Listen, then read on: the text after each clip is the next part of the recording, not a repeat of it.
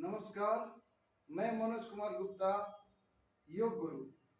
आज मैं आपको डाइजेस्टिव सिस्टम अर्थात पाचन तंत्र के बारे में बताने जा रहा हूँ। पाचन तंत्र हमारे पेट में भोजन कैसे पचता है, कैसे वर्क होता है, आज इसके बारे में जानेंगे। खास करके मेरे पास कुछ छोटे बच्चे 5-6 के भी जो बच्चे हैं, उन्होंने पूछा, सर मुझे पाचन तंत्र के बारे में बताइए, भोजन कैसे पचता है। तो मैंने सोचा कि चलिए एक वीडियो बनाया जाए। तो आज आपके लिए, सभी बच्चों के लिए ये जानकारी जरूरी है कि हमारा भोजन कैसे पचता है। तो सबसे पहले हम भोजन को मुंह में डालते हैं। मुंह में 3 भाग, मुंह खोले, मुंह में दांत, तालू और जीवा, ये 3 भाग होते हैं। शुरुआत यहां से होता है। मुंह में फिजिकल और केमिकल 2 रिएक्शन होते हैं। जब हम चबाते हैं दांत से भोजन को, पूरे चबा रहे हैं, भोजन को चबा चबा कर खाना चाहिए।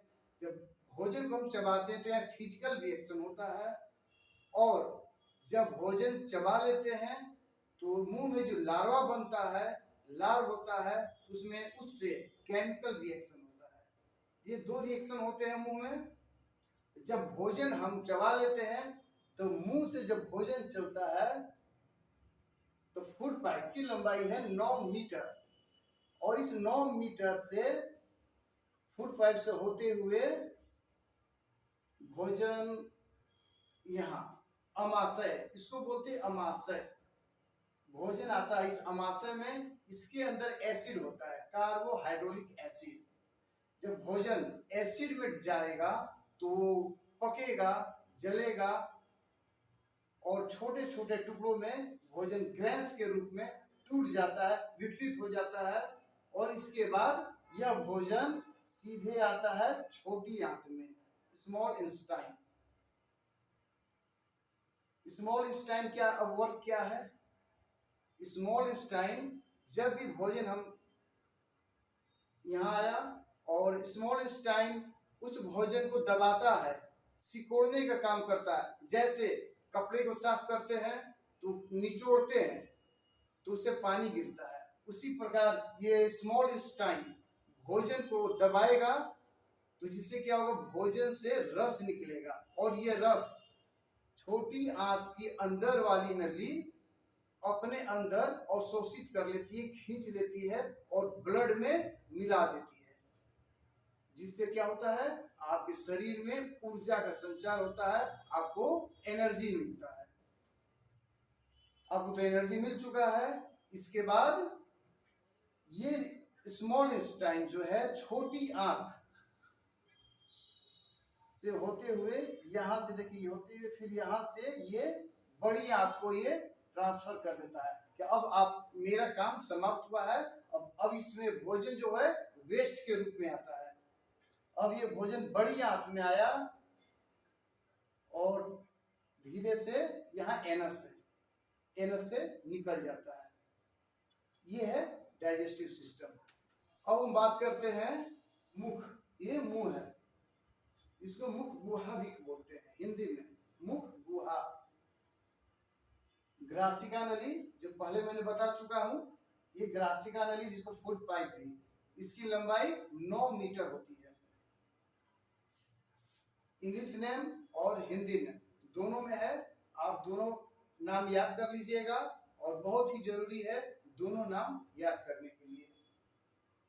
ये अमाशय, अमाशय को इंग्लिश में क्या बोलते हैं? स्टोमच। अमाशय से होते हुए स्मॉल इंटेस्टाइन, यहां देखिए ये अंदर में है स्मॉल इंटेस्टाइन, ये छोटी आंत।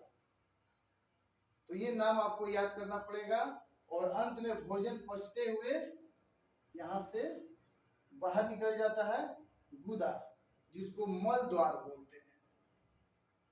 मल द्वार। मुख 2 भाग में मैंने बोला था केमिकल रिएक्शन होता है और फिजिकल रिएक्शन। तो दो काम है यहाँ। पेट है, हमारा पेट, बाहर से पेट निकला हुआ है तो इसको बोलेंगे फिजिकल, और अंदर में जो काम हो रहा है वो केमिकल।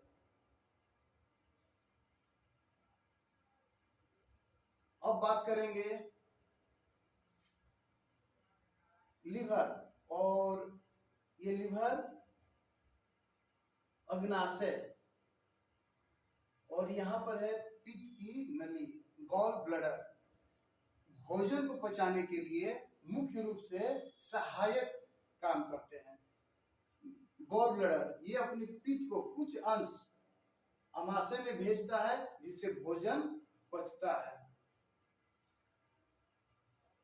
यही है आपका डाइजेस्टिव सिस्टम का वर्क।